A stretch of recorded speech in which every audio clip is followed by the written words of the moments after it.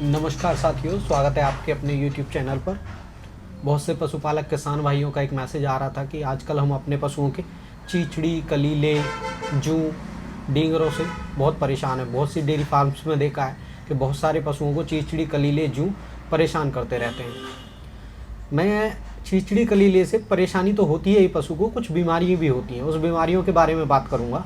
सबसे पहले एक बीमारी होती है रेड वाटर। आपके पशु को जो उसका पेशाब होता है उसका कलर कॉफ़ी के कलर का हो जाता है। वो प्रोटोजोअल इन्फेक्शन होता है। जो बाहरी जो पैरासाइट्स हैं, जो बाहर के कीड़े हैं, उनके काटने की वजह से वो इन्फेक्शन फैलता है। कुछ पशुओं में प्रोटोजोअल इन्फेक्शन उस लेवल तक पहुंच जाता है कि एक सर्रा बीमारी हो जाती है। प्रोटोजोआ से सर्रा होती है और 90% जो पशु होते हैं वो इस बीमारी में ख़त्म हो जाते हैं, यानी मर जाते हैं। तो बाहर के पैरासाइट्स यानी जूं, चीचड़ी, कलीले से आपके पशु की जान भी जा सकती है। ये केवल इतना साधारण नहीं है कि बस पैरासाइट हुआ, उसको हमने उसके छुटा के फेंक दिया तो सब ठीक है, लेकिन उसके कारण से, उसी के रीजन से आपके पशु को सर्रा बीमारी फैल जाती है और पशु खत्म हो जाता है।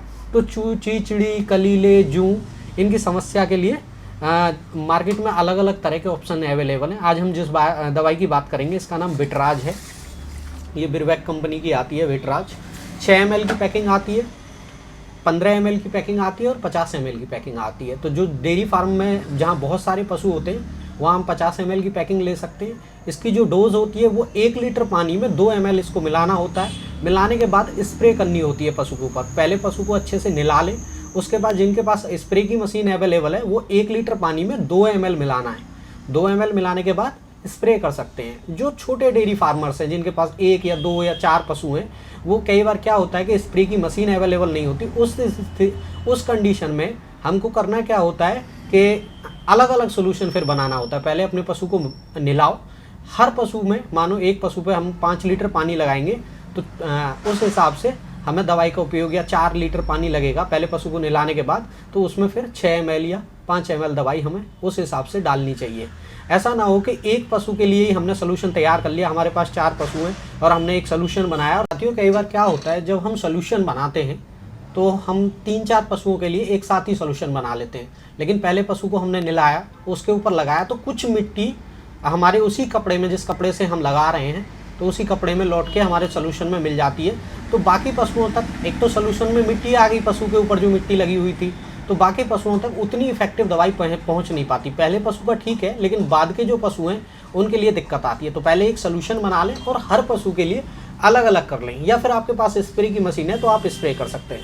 बहुत से डेयरी फार्म्स में मैंने देखा है बहुत ज़्यादा क्या होता है कि उनके ईंटों के बीच में कलीलियाँ, चीचड़, ये सब ईंटों के बीच में चले जाते हैं। उस कंडीशन में पशुओं को बाहर निकाल के हम स्प्रे कर सकते हैं। हाँ, एक जो विटराज दवा है इसमें अमिट्राज साल्ट होता है 12.5%, यानी 12.5%। ये मेडिसिन सेफ़ है। आप अपने पशु को अभी आपने नहलाया, स्प्रे किया या ऊपर लगाया, चाटे या कुछ करे तो कोई इशू नहीं है, कोई दिक्कत नहीं होगी। आप 24 घंटे बाद उसे दोबारा नहला सकते हैं, तो कोई इशू नहीं है। लेकिन वहीं कुछ दवाइयों में साइपरमेथ्रिन दवाई आती है, डेल्टामेथ्रिन दवाई आती है, डेल्टामेथ्रिन दवाई को हम ऐसा नहीं लगा सकते। 2 घंटे पहले हमने अभी लगाया, सोल्यूशन बनाया, लगाया, 2 घंटे के बाद पशु को नहलाना जरूरी है, चाटने से बचाना चाहिए। तो मैं रिकमेंड करता हूं कि कोशिश करें कि आप डेल्टामेथ्रिन यूज़ ना करें, तो अमिट्राज दवाई यानी विटराज दवाई यूज़ करें। डेल्टामेथ्रिन थोड़ी रिस्की है और इसका स्प्रे आप अपने फॉर्म में भी मार सकते हैं। फार्म में अगर आप स्प्रे मार लोगे या डेयरी की जगह में, तो जहाँ ईंटों के बीच चीचड़ी, कलीले होते हैं वो भी मर जाते हैं। और ये काफ़ी सेफ मेडिसिन है और इसके रिजल्ट भी बहुत बेहतरीन है। मैंने स्वयं इस्तेमाल करके देखा है, बहुत से पशुपालक किसान भाइयों को रिकमेंड किया है, तो बहुत अच्छे और बेहतरीन रिजल्ट आते हैं। विटराज ये आती है बिरवैक कंपनी की, अच्छी दवा है, अच्छे रिजल्ट है। इसमें थोड़ा अगर आपको इकोनॉमिकल लेना है तो मैनकाइंड की एक्सटिक दवाई एक आती है, एक्सटिक एक दवा होती है, उसको भी आप इस्तेमाल कर सकते हैं, वो भी अच्छी है। दोनों के रिजल्ट अच्छे हैं, दोनों में एक ही दवाई है, एक ही साल्ट है। तो बहुत से पशुपालक किसान भाई मेरा वीडियोस तो देखते रहते हैं हमारा, लेकिन वो चैनल को सब्सक्राइब नहीं करते। तो दोस्तों आपसे रिक्वेस्ट है, प्लीज़ चैनल को जाके सब्सक्राइब कर दें और वीडियो को लाइक कर दें। मैं वेटनरी से जुड़ी हुई सभी दवाओं की जानकारी आपको देता रहता हूँ। आपसे जुड़ी हुई समस्याओं के बारे में जो भी समाधान संभव होता है वो मैं करता रहता हूँ। तो जाके वीडियो को लाइक कर दें, अपने साथी पशुपालक किसान भाई के साथ शेयर कर दें। आपका बहुत बहुत धन्यवाद।